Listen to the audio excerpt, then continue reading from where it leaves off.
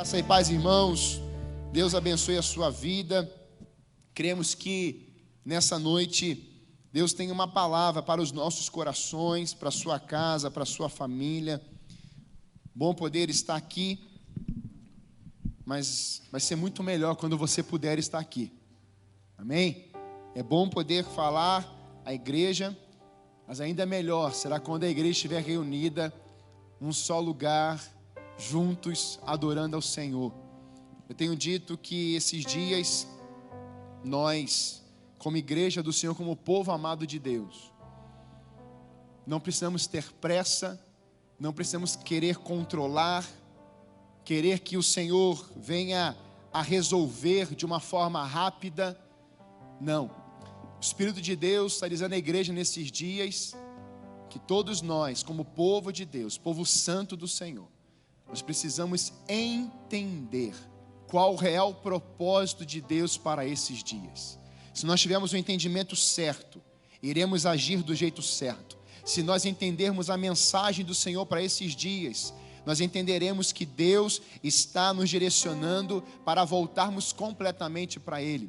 E você será usado como um canal de bênção no meio desse tornado, no meio dessa crise, no meio desse vendaval. Deus quer levantar pessoas nesses dias, e você é uma delas. Sua casa é uma casa que Deus quer usar nesses dias. As células não estão se reunindo como antes, mas você pode se reunir via aplicativo. Tem o Zoom, e você pode instalar esse aplicativo, você pode se reunir com a sua célula, você pode ter um momento de integração lá com as células, com os seus membros das células, e aquele tempo de oração, de adoração. Deus tem feito coisas grandiosas nas casas nesses dias.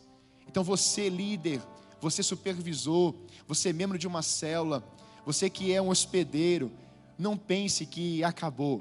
Só vai melhorar. Eu creio que Deus está levantando uma igreja que ela está vivendo e respirando isso nesses dias, de que Deus está nos pulindo, Deus está nos tratando, e dentro da sua casa é o ambiente onde você pode ser usado por Deus, mesmo no meio de toda essa crise. Amém? Queria que você abrisse aí sua Bíblia comigo, livro de Jó. Eu queria ler Jó capítulo 1, o verso 1 e também o verso 8. Jó capítulo 1, verso 1 e o verso 8. Nós vamos falar um pouquinho da vida de Jó. Daremos ênfase nos diálogos que Jó teve com Deus, que Deus teve com Jó. E enquanto você vai abrindo aí, você pode acompanhar também na tela, mas eu queria te encorajar a você pegar sua Bíblia papel, ou o seu telefone, ou seu iPad, e você participar, você marcar, você escrever, você escrever ali nessa página que Deus falou algo com você nessa noite. E eu creio que isso será um memorial de fé também na sua vida, em que um dia você estava dentro da sua casa, no dia 5 de abril, um dia histórico na nossa nação, e você pode olhar lá no futuro e falar assim: naquele dia, 5 de abril de 2020, Deus falou comigo na minha casa. Eu não podia ir até o templo, mas Deus me visitou no meu lar, minha família foi impactada. Isso vai ser um memorial de fé na sua vida. Bíblia de Deus, palavra de Deus nos diz no capítulo 1, o verso 1 diz assim: havia um homem chamado Jó, que vivia na terra de Uz. Ele era íntegro e correto, temia a Deus e se mantinha afastado do mal. Vou ler de novo. Havia um homem chamado Jó, que vivia na terra de Uz. Ele era íntegro. Eu quero que você grave bem isso. O que esse homem representava? Quem ele era? Ele era íntegro, ele era correto, ele temia a Deus e ele se desviava do mal. Agora eu queria que você abrisse lá, folheasse lá para o verso 8, que vai dizer assim: então o Senhor perguntou: você reparou em meu servo Jó? Não há ninguém na terra como ele. É homem íntegro, correto, teme a Deus e se mantém afastado do mal. Amém? Quando nós olhamos para esse verso, capítulo 1, verso 1, nós entendemos que não sabemos exatamente quem está dizendo essa parte aqui. Você pode dizer que é próprio Jó, você pode dizer que alguém está escrevendo para Jó, mas não há uma definição de quem está dizendo aqui, que havia um homem chamado Jó, íntegro e bom. Mas no verso 8, você sabe quem está dizendo isso sobre Jó. O texto vai dizer de que é o próprio Deus que está dizendo e verbalizando sobre a vida de Jó. É interessante porque não é um amigo, não é a sua esposa, não são os seus familiares, não é uma igreja, não é uma política, não são pessoas normais, mas quem está afirmando para Satanás é simplesmente Deus. Deus está dizendo para Satanás: viste o meu servo Jó? Você está olhando o meu servo, que é um homem íntegro, um homem reto, um homem que se desvia do mal. É um homem que simplesmente Deus está afirmando quem ele é. E quando eu comecei a pensar nisso, Deus colocou no meu coração uma pergunta para mim mesmo: como que Deus tem me visto nesses dias? O que é que Deus tem falado a meu respeito? Hoje podemos olhar para a nossa comunidade de fé, as cadeiras vazias.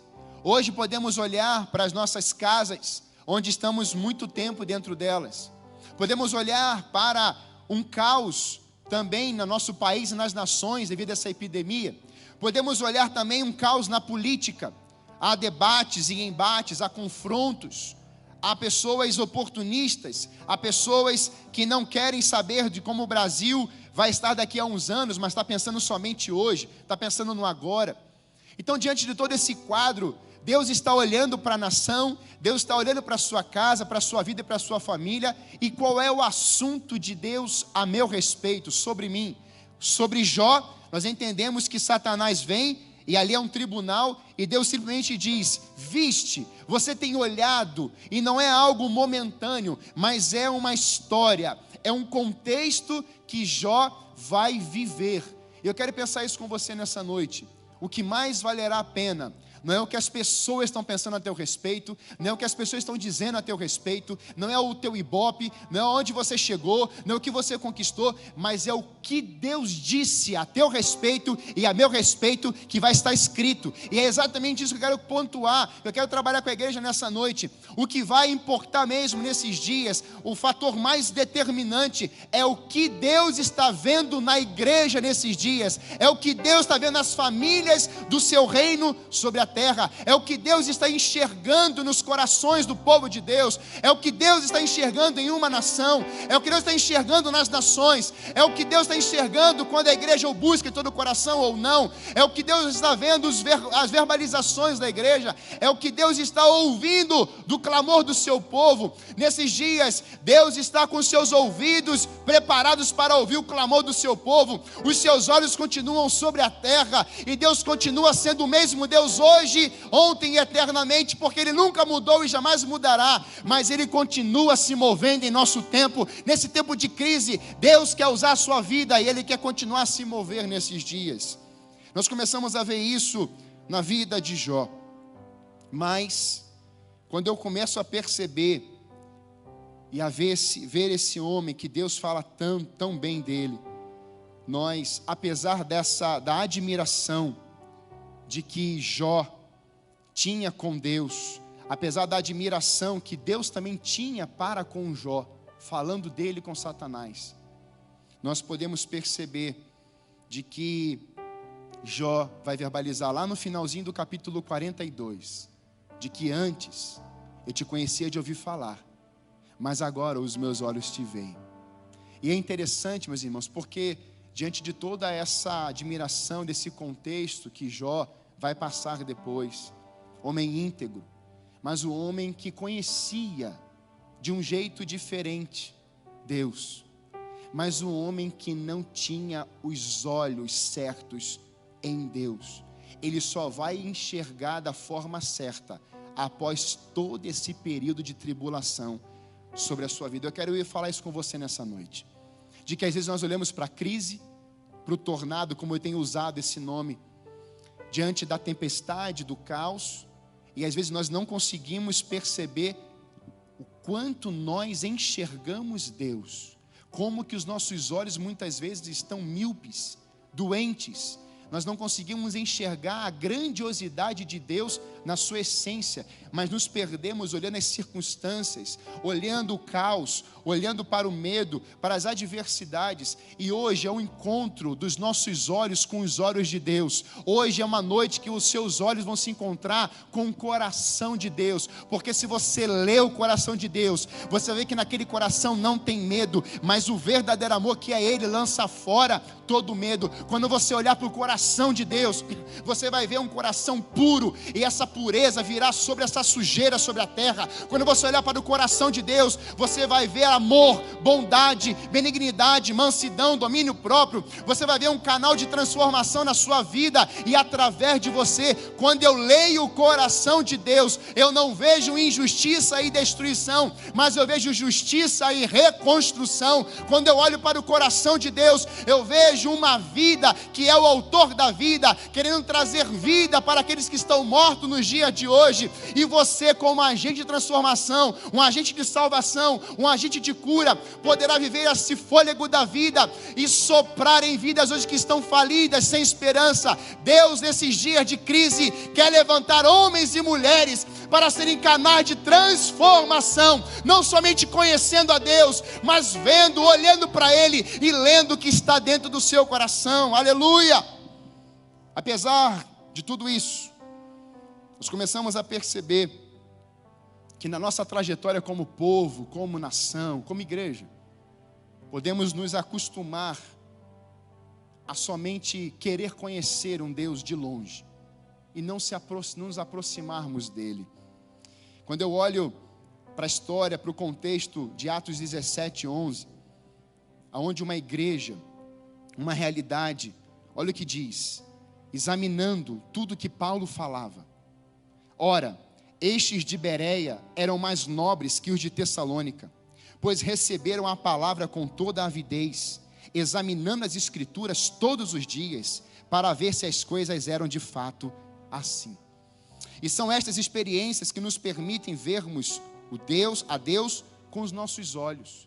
É você examinar, é você entrar na palavra. Tenho dito isso, a maturidade da igreja está vinculada totalmente o quanto ela tem mergulhado nesse livro, nessa palavra. E essa maturidade, esse livro vai me transformando do lado de dentro, ele vai me renovando, ele vai me enchendo. Então, quanto mais você mergulhar nessa palavra, quanto mais você mergulhar na palavra do Senhor, lendo os capítulos, entrando nas histórias, pedindo a Deus verbalizações, e essa palavra vindo ao teu encontro, o coração da igreja vai experimentar a palavra do Senhor, e a boca fala que o coração está cheio. A maturidade, ela é um tempo onde você consegue verbalizar o que Deus disse a teu respeito, o que Deus está escrevendo aqui, o que Deus escreveu para a sua vida e para a minha vida, para que a gente venha anunciar essas boas novas a um povo perdido e sem esperança.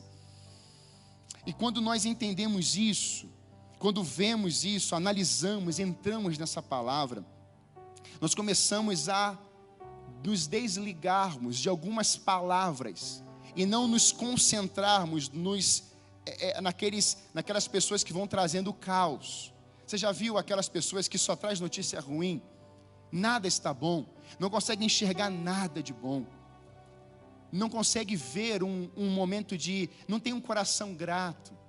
E eu pensando nessas coisas, meus irmãos, no capítulo 42, verso 7, depois que o Senhor falou essas palavras a Jó, o Senhor disse também a Elifaz, temanita: a minha ira se acendeu contra você e contra os seus 2 amigos. E o questionamento de Deus para esses amigos foi assim: por que vocês não falaram para Jó, num tempo de sofrimento? Para você que não conhece a história, Jó perdeu sua família, está nos primeiros capítulos. Jó perdeu toda a sua riqueza, Jó perdeu os seus bens, Jó perdeu aqueles filhos que seriam a herança, e eram a herança dele. Jó vai perder gado, Jó perde agricultura, agropecuária. Jó era o homem mais rico do Oriente. E quando a gente começa a perceber isso, a gente vê que Deus estava permitindo Jó passar por aquilo. Mas no meio daquela crise, daquele tornado, Jó tem amigos, e são 3. E quando nós olhamos essa cena, quais seriam as verbalizações de amigos no tempo de crise? Seria uma palavra de encorajamento, seria uma palavra de disposição, de entrega, seria uma palavra de amor, uma palavra em que traria um recado de Deus, uma palavra de colocar para cima, uma palavra em que Deus está direcionando na sua palavra aquele coração que está sofrido, que perdera tudo, que tem agora a sua pele sendo cortada com cacos de telha, coçando devido às feridas. Jó estava vivendo um tempo de crise, um tornado entrou na sua vida. E há uns textos que eu vou ler depois, que Jó está conversando com Deus, o texto vai dizer que era um redemoinho. E se você olhar a figura do tornado, é isso, é um redemoinho, que é formado na nuvem, e vem descendo até encostar no solo. Quando nós olhamos para essa realidade hoje do Brasil, talvez algumas pessoas pensem assim: mas por que está acontecendo isso? Mas por que está acontecendo isso? Qual é o motivo? Foi o diabo? Não foi? Eu quero te dizer que Deus tem o controle do universo na palma da sua mão. Nada do que acontece Ele não sabe, Ele sabe de todas as coisas. Só que o mais importante é que Ele escreveu uma história a teu respeito. E essa história não é história de destruição, é uma história de vida, e uma história de vida eterna. Quando eu olho para essa cena, eu vejo amigos de Jó questionando: era algum pecado? Você fez alguma coisa? Não é possível. Tem alguma coisa escondida aí, Jó? E Deus vai questionar esses amigos: por que vocês não falaram de mim para Jó? Aquele que resolve, aquele que traz amor, aquele que abraça, aquele que disciplina com amor, porque o pai verdadeiro é aquele que disciplina os seus filhos com amor. Não, esses amigos não estavam interessados nisso.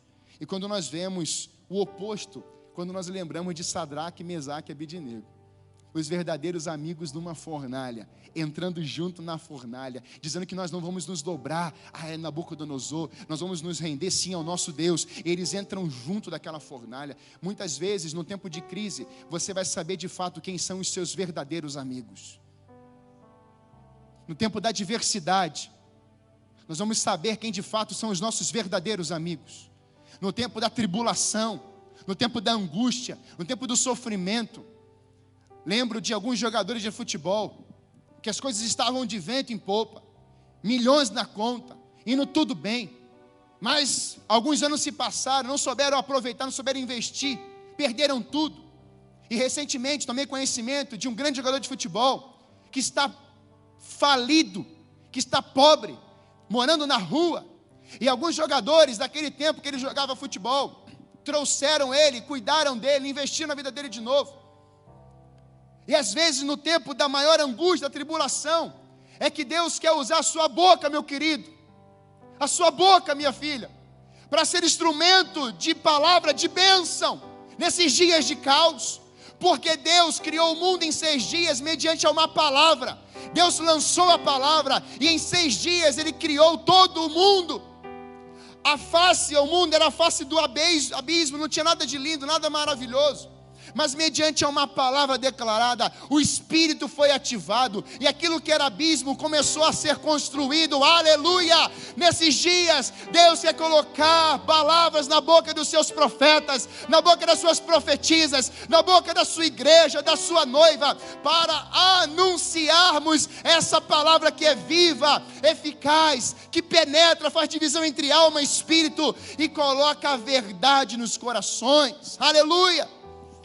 Quando nós olhamos isso, nós vemos que agora, o que Deus usa para fazer com os olhos de Jó, é um tempo de tribulação. Deus está direcionando um tempo, permitindo, Deus autorizou. O diabo não tem autoridade, o diabo teve autorização. Isso é diferente de autoridade. Deus autorizou Satanás a mexer na vida de Jó, mas não matá-lo.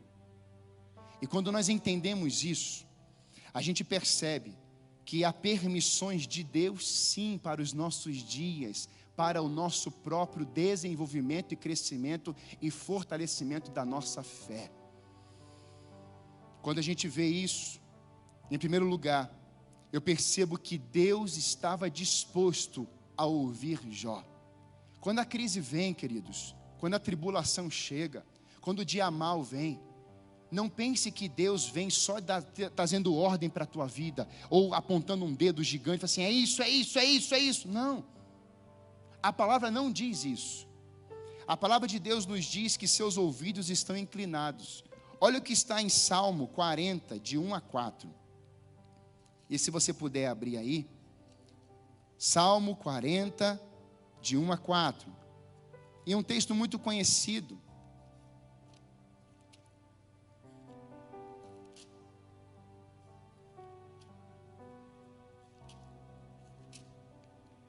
Salmo 40, de 1 a 4, vai dizer assim: esperei com paciência no Senhor, pelo Senhor, Ele se voltou para mim e ouviu o meu clamor, tirou-me de um poço de desespero, de um atoleiro de lama, pôs meus pés sobre uma rocha, e firmou os meus passos.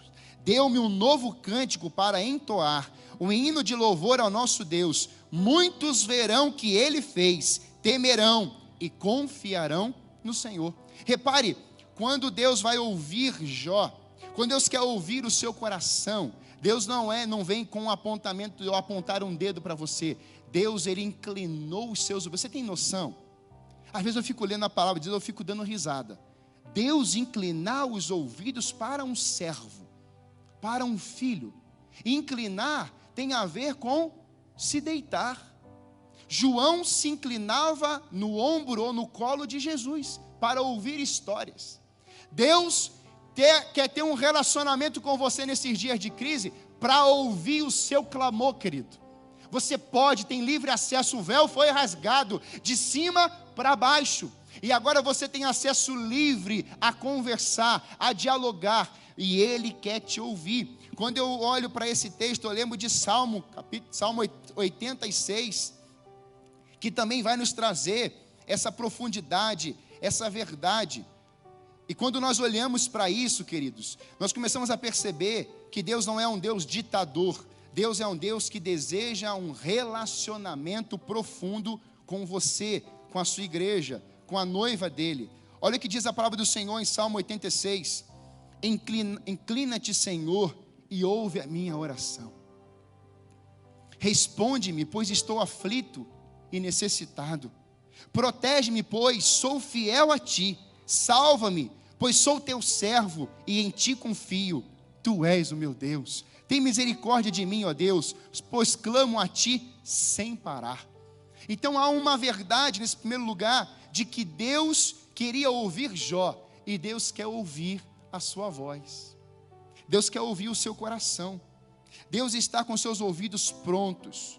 Deus tem um ouvido sensível às orações do seu povo. Sempre falo de Jeremias, aonde ele se sente injustiçado e diz: o Senhor me abandonou, o Senhor me iludiu, o Senhor me enganou. Ele está questionando Deus, está colocando para fora, está vomitando com Deus. E não há erro nisso. Quando eu olho para Timóteo, Paulo está verbalizando assim: todos me deixaram, eu estive sozinho, e Paulo está preso. O que é que Paulo está dizendo? Paulo está vomitando, Paulo está colocando para fora. Esse é um tempo de você colocar o vômito para fora, é de colocar as suas dores para fora, é de você colocar os seus pecados para fora, verbalizando, é de você dizer: Senhor, tem misericórdia de mim, Senhor Deus, eu me arrependo, Senhor Deus, cura-me, Senhor Deus, trata essa ferida, trata esse coração aqui de pedra, Senhor Deus, eu verbalizo isso, e Deus está ouvindo o clamor do seu coração nesses dias. E eu começo a perceber, em segundo lugar, que Deus, Ele vai usar um diálogo com Jó. Deus ouve, mas Deus também fala. Vemos momentos na Bíblia em que Deus vai tratar muitos homens de Deus com diálogos, não somente Jó. E quando eu olho para um grande líder chamado Gideão, eu começo a perceber que Gideão estava escondido num tempo de maior crise para o povo de Israel, onde os midianitas, eles vinham numa sequência de declínio e de subida, de deserto ao monte, de um vale ao monte. Eles estão pecando e agora eles pedem socorro, e Deus levanta um juiz. Deus vem com um período de paz, e logo após isso Deus vem com um período eles continuam buscando ídolos, adorando, e Deus vem com juízo, e eles se arrependem, eles voltam para o Senhor, e Deus levanta o libertador, e isso vai vindo diante de todo o livro de Juízes, e chega no capítulo 6 de Juízes, Deus vai levantar Gideão, só que Gideão, ele está escondido, Gideão está numa toca, numa caverna, Gideão é um guerreiro, mas sabe que ele pensou, ou ele se viu não sendo mais um guerreiro, Gideão está acuado. E é interessante porque aquele exército midianitas, ele vem a cada vez ao ano, um período no ano, levar toda a colheita. Eles plantavam, semeavam, regavam, e na hora de colocar na boca, o exército inimigo vinha e levava tudo. 7 anos vivendo isso. E daquele tempo, Deus vem e fala assim: Gideão, você é o guerreiro que eu levantei para esse tempo. E Gideão começa a pedir alguns sinais a Deus. E Deus tem uma paciência incrível. Deus é paciente, e Deus começa a conversar com Gideão, e Deus dá todos os sinais para Gideão. Deus começa a conversar com ele: tá bom, Gideão, eu vou te dar o primeiro sinal, o que você quer? Eu quero isso. Tudo bem, Gideão. E Deus vai falando a Gideão e vai mostrando a Gideão de uma forma tranquila, sem castigo, sem opressão, porque Gideão ia ceder uma hora, e Deus já sabia disso. Talvez hoje você esteja aí resistindo, uma hora você não vai aguentar mais, você vai correr para os braços do Pai. Eu quero dizer que hoje é essa noite que você vai correr para os braços do Pai, porque Ele está com os braços abertos para receber o seu coração e a sua vida. E aí Deus vem e fala assim: Gideão, você é o guerreiro que eu levantei para esse tempo. Mas ele estava escondido, se rejeitando, e agora Deus vem e trata Gideão. Mas não era só Gideão que Deus estava tratando, Deus estava tratando também a sua casa, seus familiares, o seu pai já estava prostrado diante de ídolos.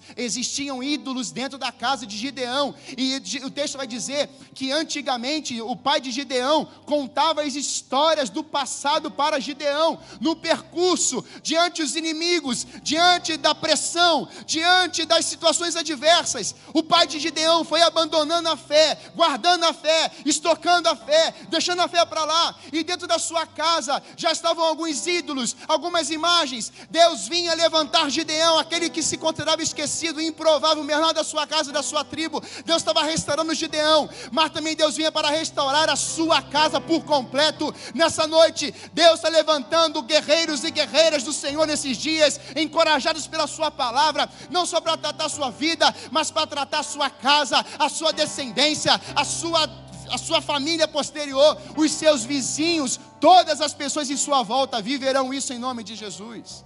Quando nós olhamos para esse quadro de um diálogo com Deus, diversas pessoas são impactadas e transformadas.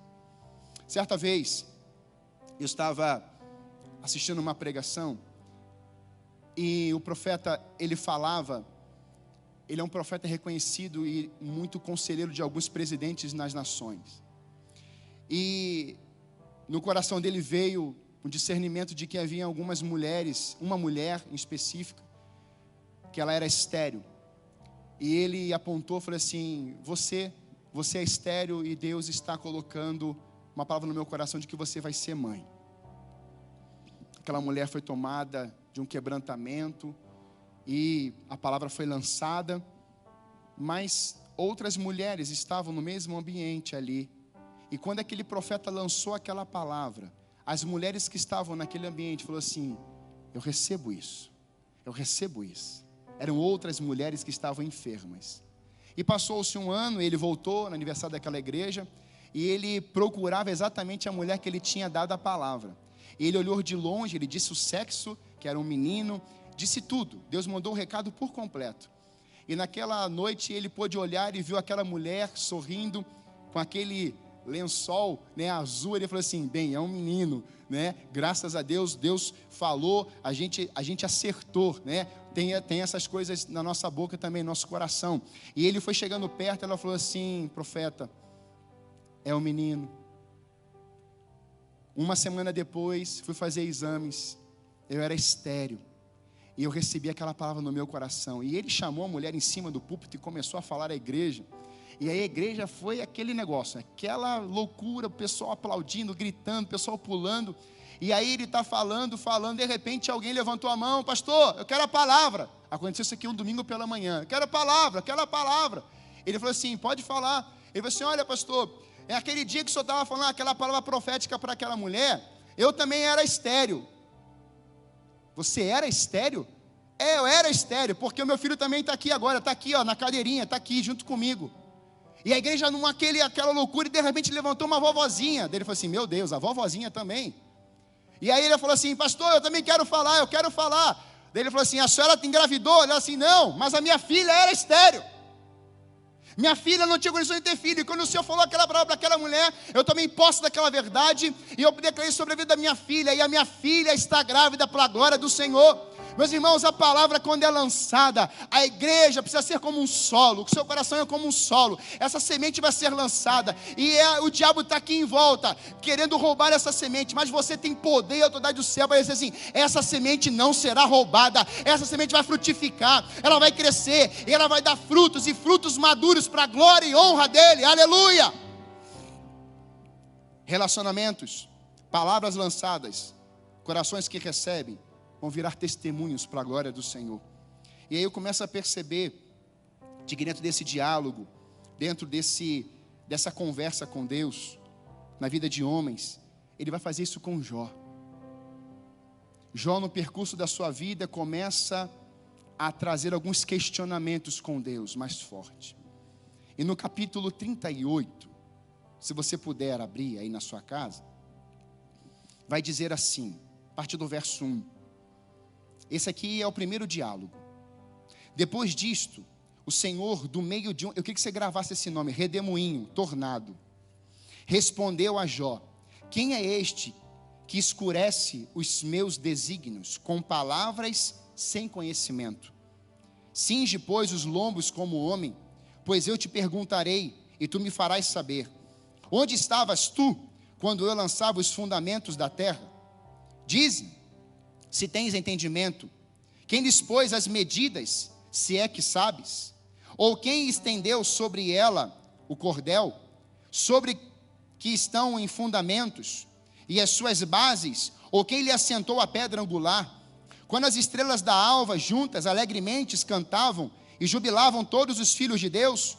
Ou quem encerrou o mar com portas, quando irrompeu da madre, quando eu lhes pus as nuvens por vestidura, a escuridão por fraldas, quando eu lhes tracei limites, e lhe pus ferrolhos e portas, e disse: até aqui virás, e não mais adiante, e aqui se quebrará o orgulho das tuas ondas? Acaso, desde que começaram os teus dias, desde ontem à madrugada, ou fizeste a alva saber o seu lugar? Meus irmãos, Deus está trazendo uma palavra para Jó.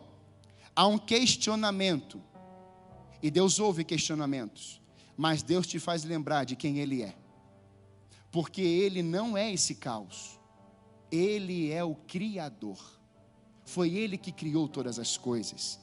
Deus está querendo que Jó o conheça como Todo-Poderoso, Criador de todas as coisas, e como Ele fez pela palavra. Ele o mesmo quer fazer hoje na nossa vida, e continua fazendo coisas extraordinárias, porque Ele é o mesmo ontem, hoje e eternamente. Diante de um questionamento de Jó, Deus ouve, mas Deus tem uma palavra, porque Ele não muda, Ele continua te trazendo de volta, Ele continua trazendo os seus olhos, o seu coração, para quem Ele é. E dentro desse redemoinho, Deus continua sendo Deus. Era um tempo de caos na vida de Jó, mas Deus está dentro daquele redemoinho, dizendo: eu posso fazer esse redemoinho acabar. E onde é que está isso na Bíblia? Você lembra da passagem que Jesus está naquele barco e os seus discípulos estão desesperados? Ali é uma tempestade, é um vento, ali é uma loucura. Há um questionamento: Senhor, o Senhor não está vendo o que está acontecendo com a gente? O Senhor não se incomoda? E Jesus se levanta, Ele chega para a tempestade: aquieta-te, vento, aquieta-te, mar, e fica tudo calmo novamente. Porque aquele que criou é aquele que foi revelado em Jesus. Lembra da passagem do cego? Aquele cego de nascença. E aí Jesus, ele está gritando: filho de Davi, tem misericórdia de mim. Jesus, tem misericórdia de mim. Jesus para. Jesus, ele volta até aquele homem, e Jesus vai cuspir no chão. E aquela cuspida no chão, ele faz um lodo, e ele coloca nos olhos daquele homem. Naquele momento, Jesus estava dizendo, no meu entendimento, havia um buraco naqueles olhos, naquele olho. Porque ele coloca lodo, cuspe, água com o pó da terra. Ele coloca de volta naquele olho. Ali, os homens que perseguiam Jesus ficaram desesperados. Porque eles não reconheciam Jesus porque ele era criador. E ali Jesus está dizendo assim, meu Deus, o meu Pai criou os olhos no homem. Eu também tenho o mesmo poder, porque eu sou ele em mim e eu nele. Então eu faço esse lodo virar um olho novamente no ser humano. Deus quer fazer isso nesses dias, que você entenda que Jesus é Deus, Deus é Jesus, Ele é Criador, Ele enviou o seu Filho, Ele é Senhor e Salvador, Ele apontou para o Espírito Santo para te dar vida e colocar um olho novo na sua vida, na sua mente, no seu coração. Quando eu olho para isso, eu percebo que Deus também, além de disciplinar e trazer esse foco de Jó, como ele como Criador, Deus também no capítulo 39, Ele quer mostrar algo também para Jó. Sabes tu o tempo em que as cabras monteses têm os filhos, ou cuidaste das corças, quando dão suas crias? Podes contar os meses que cumprem? Olha o tempo e o modo aqui como Deus trabalha. Ou sabes o tempo de seu parto? Elas encurvam-se para terem seus filhos, e lançam de si as suas dores. Seus filhos se tornam robustos, crescem no campo aberto, saem e nunca mais tornam para elas. Quem despediu livre o jumento selvagem, e quem soltou as prisões ao asno veloz, ao qual dei o ermo por casa, e a terra salgada por moradas? Ri-se do túmulo da cidade, não ouve os muitos gritos do arrieiro. Os montes são o lugar do seu pasto, e ainda à procura de tudo o que está verde. Acaso quer o boi selvagem servir-te? Ou passará ele a noite junto à tua manjedoura? Porventura podes prendê-lo ao sulco com cordas? Ou gradará ele os vales após ti? Repare que Deus está mostrando para Jó, quem tem o controle do tempo, até da criação, da proliferação dos animais, sou eu. Eu tenho o controle do tempo, eu trabalho no tempo e no modo. E quando nós entendemos isso, Deus está querendo trazer assim, olha, o controle do tempo, Jó, sou eu. O controle da crise, sou eu. Onde começa e termina, porque eu sou o alfa e o ômega, o princípio e o fim. Eu estou no meio do tornado, eu estou no meio do redemoinho, e eu sou a autoridade que coloca essa ordem, eu trago ordem nessa turbilhão, nesse caos, nessa tempestade, nesse vento. Eu trago ordem, eu trago calmaria, porque eu é que coloco ordem nisso. Eu tenho o controle do tempo e do modo. Deus está mostrando para Jó que Ele é a provisão, o sustento dentro de qualquer crise. Porque em Deus, como foi dito aqui, não há crise. Nós temos as nossas crises. Jó estava vendo uma crise, suas perdas, seu sofrimento. Mas em Deus não há crise. Ele vem trazendo ordem sobre a crise. E muitas vezes nós olhamos que Deus coloca a ordem, que nós queremos que Deus coloque a ordem na crise. Só que eu tenho entendido que Deus quer colocar a ordem aqui, no João, no meu coração. Eu tenho falado, Senhor, sonda o meu coração e me conheces. Vê se há algo em mim. Tenho dito, hoje muitos líderes, pastores, pessoas têm feito discipulado, pastoreamento pela internet, pregado pela internet. Muitos líderes e pastores têm anunciado a verdade de Deus, têm feito lives, têm anunciado as verdades pelo Instagram e tantas redes sociais. Isso é bênção. Agora a minha pergunta para esses líderes nos dias de hoje é: nós como líderes estamos pedindo a Deus, para Deus sondar o nosso coração como líder, como pastores, como servos, diante de uma câmera? Nós temos que começar a parar só de falar ao povo e começamos a falar com Deus sobre nós. Senhor, sonde o meu coração, o Senhor me conhece, trata-me primeiro, Senhor. Muitas vezes usamos desses momentos para querermos fama nas redes sociais. Deus não é um Deus de fama, Deus é um Deus de transformação. Ele transforma aquele que está falando e quer transformar aquele que está ouvindo. Mas eu entendi, Deus quer transformar aqueles também que estão falando também do lado de cá. Isso é uma verdade para os nossos dias, irmãos. Porque às vezes tomamos o poder de queremos ser só ministradores na vida da igreja e paramos de ouvir o que Deus quer ministrar em nós. E Deus está chacoalhando o Brasil nos líderes. Deus está chacoalhando hoje homens e mulheres que estavam brincando com Deus há meses atrás. Deus está chacoalhando pastores que estavam em adultério, em prostituição. E Deus está falando, temos um acerto de contas aqui agora. Você está enganando o meu povo. E Deus está chamando para acerto de contas, homens e mulheres. Eu quero dizer, isso não é palavra de maldição não. Vai continuar, porque Deus vai limpar a nossa nação por completo. Eu quero que você diga amém aí na sua casa. Porque Deus é Deus de justiça, de limpeza, de amor. E é Deus de quebrantamento. Mas também tem um tempo de assim, venha acertar as contas comigo agora. Nós temos que olhar dessa forma e entendermos que Deus quer que a gente se volte com Ele, porque Ele é a nossa provisão, mas Ele também quer tratar o nosso coração. O último diálogo, o terceiro diálogo, capítulo 41. Podes tu, com o anzol, apanhar o crocodilo, ou lhe travar a língua com uma corda? Podes meter-lhe no nariz uma vara de junco? Ou furar-lhe as bochechas com um gancho? Acaso te fará muitas súplicas? Ou te falará palavras brandas? Fará ele acordo contigo? Ou tomá-lo-ás por servo para sempre? Brincarás com ele como se fora um passarinho? Ou tê-lo-ás preso à carreira para as suas meninas? Acaso os teus sócios negociam com ele? Ou repartirão entre os mercadores? Encher-lhe-ás a pele de arpões, ou a cabeça de farpas? Põe a mão sobre ele. Lembra-te da peleja, e nunca mais o intentarás. Eis que a gente se engana em sua esperança. Acaso não será o homem derribado só em vê-lo? Ninguém é tão ousado que se atreva a despertá-lo. Quem é, pois, aquele que pode erguê-lo diante de mim? É o Senhor que está dizendo. Aqui está o chamado. Aqui Deus está chamando a mente de Jó para pensar na sua majestade, seu poderio forte, a qual ninguém pode vencê-lo.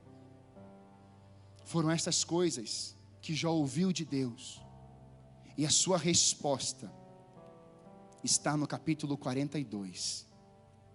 Eu quero ler isso com você para encerrar essa ministração, aonde nós podemos dar uma resposta a Deus nesses dias, de ouvirmos quem Ele é, dele nos relembrar que é a nossa provisão, que é o nosso sustento, de que criou todas as coisas, de que Ele nos ouve, mas Ele fala acerto de contas. Mas agora você pergunta, pastor, como é que Jó terminou? Eu sei que ele recebeu tudo em dobro, ele foi muito abençoado. Foi. Ele recebeu filhos novos, não os mesmos, porque ninguém pode entrar no lugar de filho. Deus deu filhos novos para Jó. Deus deu herança nova para Jó, herdeiros novos para Jó. E Deus deu herança em dobro. Sim, deu. Isso é muito bom. Mas antes disso, o texto vai dizer em Jó 42, 38. Na verdade, Jó dizendo, falei do que não entendia. Esse é o coração da igreja hoje. Coisas maravilhosas demais para mim. Perdeu tudo. Ele vai dizer essas duas frases. Na verdade, falei do que não entendia. Coisas maravilhosas demais para mim. É a resposta de Deus para Jó. Agora seus olhos estão vendo a Deus. E o seu discurso vai mudar. Olha o que diz no verso 1 do capítulo 42 em diante. Então Jó respondeu ao Senhor, sei que podes fazer todas as coisas, e ninguém pode frustrar os teus planos. Perguntaste, quem é esse que com tanta ignorância questiona a minha sabedoria? Sou eu. Falei de coisas de que não entendia, coisas maravilhosas demais que eu não conhecia. Disseste, ouça e eu falarei, e lhe farei algumas perguntas, e você responderá. Antes, eu te conhecia de ouvir falar. Tema dessa mensagem, de ouvir falar. Mas agora, eu te vi com os meus próprios olhos. Retiro tudo que disse, me arrependo. E me sinto arrependido no pó e nas cinzas. Essa foi a resposta do servo íntegro, bom, que se desviava do mal, mas só conhecia, só de ouvir. Mas agora, os seus olhos podem ver a face do Senhor. Pastor, quais seriam as 2 palavras-chave para essa mensagem? Vivência e relacionamento. Vivência, porque Jó teve experiência no processo, desde quando era tudo bem, quando perdera tudo, mas até o processo de receber tudo em dobro. Vivência. Ele teve vivência, experiência com Deus. Quando tudo ia bem, quando perdera tudo, mas quando tudo voltou em dobro. Você está entendendo aonde a nação precisa abrir os seus olhos hoje? Aonde as famílias das igrejas precisam abrir os seus olhos? Porque Deus é o mesmo quando tudo estava bem, quando não tinha gripe. Mas Deus continua sendo o mesmo Deus hoje, aonde muitas pessoas estão morrendo no Brasil e países afora. Ele continua sendo Deus. Mas quando isso passar, Ele vai vir como um tempo de restauração. Ele virá como um tempo de colocar restituição em dobro sobre as nações, em nome de Jesus. E Ele fará, Ele vai ver uma nação, um povo, olhando a Ele face a face. Vivência é importante, mas também relacionamento. Ele veio todos os dias conversar com Adão e Eva. Todos os dias, no final da tarde. Relacionamento. A banda pode vir. Relacionamento que é quebrado. E o que Deus faz? Eles são expulsos do jardim. Mas Deus disse para Moisés: Moisés, constrói um tabernáculo, porque eu vou descer para morar no meio de vocês. Eu vou habitar no meio de vós. E Deus vai lá no tabernáculo. E agora Deus vai também ter o seu templo dentro do templo de Salomão. Mas o profeta Ageu diz: a glória da segunda casa será ainda maior. Jesus veio e João diz que Ele tabernaculou, viveu entre nós. Vimos a sua glória como a glória do unigênito do Pai, cheio de graça e de verdade. É onde as multidões vieram até Ele. Ele restaurou vidas, curou os enfermos, salvou multidões, formou discípulos. E agora, eu estou enviando meu Espírito para ficar no meu lugar. E Ele não mais vai estar dentro de um templo. Não vai vir de vez em quando. Não, agora Ele estará com você todos os dias, até o dia que os pés do Senhor vai aparecer nas nuvens.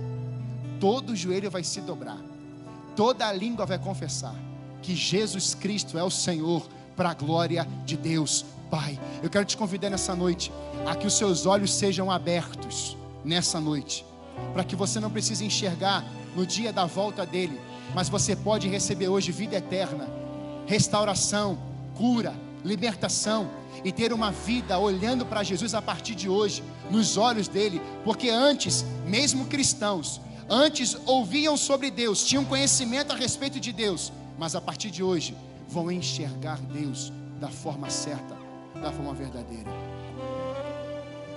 Queria te convidar, talvez você esteja ouvindo essa ministração e você ainda não conhece Jesus como seu Salvador.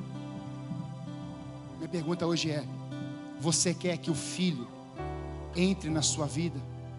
Você quer que o Filho venha habitar no seu coração?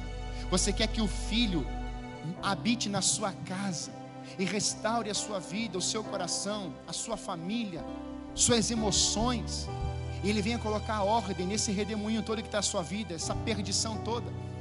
Ele está aqui hoje dizendo assim: eu estou à porta e bato.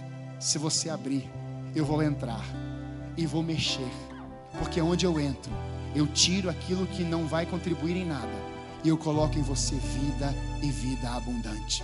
Se você quer entregar sua vida a Jesus hoje, eu queria que você escrevesse aí: eu vou entregar minha vida a Jesus agora. Eu quero ser filho de Deus. A minha casa pertence ao Senhor. Eu estou entregando o meu coração a Ele. Eu estou dizendo com os meus lábios: eu creio em Ti. O Teu sangue me purifica de todo o pecado. O meu coração agora é dominado pela presença de Jesus. A partir de agora, em nome de Jesus. Se você orou assim, comece a escrever aí no YouTube, nos comentários. Mas eu quero te encorajar, igreja. Você quer marcar a sua geração nesses dias? Você quer marcar essa geração nesses dias? Você quer ser um agente de mudança nesses dias? E não simplesmente questionar Deus, e não simplesmente dizer assim: onde é que Deus está? Onde é que o Senhor está? Por que está acontecendo isso? Me abandonaram, eu estou sofrendo. Não, hoje Deus está chamando um compromisso individual. Como Jó vai dizer: eu sou essa pessoa que Deus vai me usar nesses dias. Eu sou essa pessoa que Deus vai usar na minha casa. Eu sou essa pessoa que Deus vai usar na minha família. E se você quer ser usado por Deus nesses dias, eu queria que você escrevesse aí como filho de Deus, que não é mais só querer conhecer Deus, de ouvir falar. Agora você vai conhecer o coração de Deus, os sonhos de Deus, os projetos de Deus para esses dias, em nome de Jesus. Se você quer viver isso como filho amado de Deus, experimentando coisas novas de Deus, e ser um agente de libertação, um canal de bênção, escreva aí: eu sou esse homem, essa mulher, a partir de hoje, em nome de Jesus. Escreve isso aí em nome de Jesus. Antes, eu te conhecia de ouvir falar, mas agora, os meus olhos estão te vendo. Aleluia. Aleluia.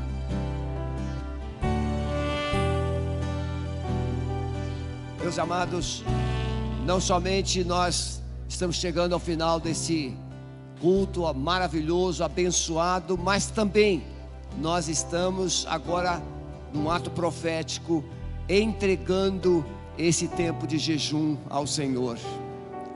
O Brasil parou hoje, as famílias se uniram, as igrejas arriaram as suas bandeiras, e todas entenderam que quem faz a diferença é Jesus.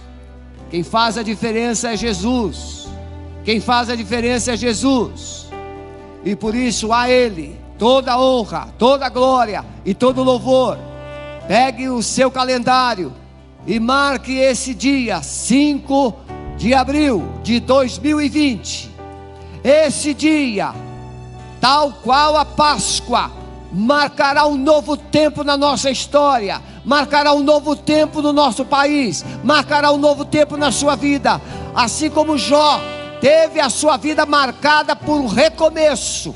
Ele antes conhecia de ouvir falar, mas a partir desse encontro com Deus, ele passou a conhecer Deus pessoalmente. No final deste culto, nós estaremos ali na porta de entrada principal. Nós vamos gravar uma live que daqui a pouco você poderá acompanhar no Instagram, profetizando a bênção do Senhor para todos os nossos vizinhos. Amado Espírito Santo, como igreja do Senhor, nós tributamos a Ti toda a honra, toda a glória, todo o louvor. O Senhor está presente em toda a terra. O Senhor está no trono. O Senhor reina. O Senhor governa. O Senhor estabelece e destitui reis. Por isso nós, como igreja, entregamos a Ti esse jejum. Nesse jejum, nós lançamos a nossa fé, a nossa esperança de que o Senhor ouviu o clamor, ouviu as orações do Teu povo. E dos céus o Senhor trovejará, o Senhor romperá, o Senhor abençoará as Tuas igrejas e abençoará a nossa nação. Cremos que o nosso presidente e todos os seus assessores, ministros, o Supremo Tribunal Federal, o Congresso Nacional, todo o governo do nosso país será sacudido pelo poder do nome de Jesus. Nós abençoamos a nossa nação e tomamos posse da vitória que o Senhor derramará sobre esta nação. Cremos que será assim, no precioso nome de Jesus. Mas, Pai, ainda queremos profetizar que nos lares que permaneceram até agora, recebendo essa palavra, há uma promessa de que a cura do Senhor está chegando.